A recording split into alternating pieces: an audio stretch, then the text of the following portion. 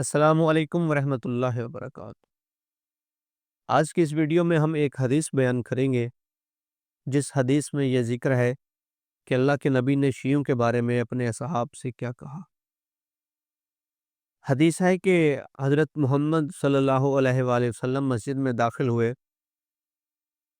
صحابہ کہتے ہیں کہ ہم سب مسجد میں بیٹھے ہوئے تھے اور ہمارے درمیان ابو بکر، عمر، عثمان اور علی بھی موجود تھے۔ بس رسول خدا صلی اللہ علیہ وآلہ وسلم حضرت علی علیہ السلام کے پہلو میں آ کے بیٹھے، اور پھر آپ نے دائیں دیکھا، پھر بائیں دیکھا، اور پھر فرمایا تحقیق عرش کے دائیں اور بائیں کچھ لوگ نور کے ممبروں پر ہوں گے، جن کے چہرے نور سے منور اور روشن ہوں گے۔ سبحان اللہ۔ عرش کے دائیں طرف اور عرش کے بائیں طرف کچھ لوگ ہوں گے جو اس طرح ہوں گے کہ وہ نور کے ممبروں پر بیٹھے ہوئے ہوں گے۔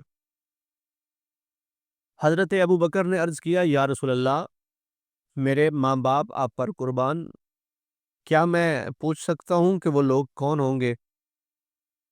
تو آپ نے فرمایا بیٹھ جاؤ۔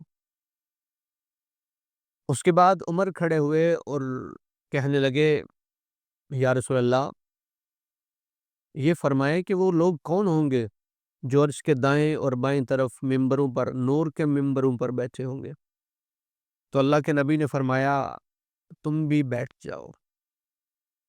جب ابن مسعود نے نبی اکرم کو ان دونوں سے یہ کہتے ہوئے سنا تو وہ کھڑے ہو گئے اور کہنے لگے، یا رسول اللہ، میرے ماں باپ آپ پر قربان، وہ کون لوگ ہوں گے؟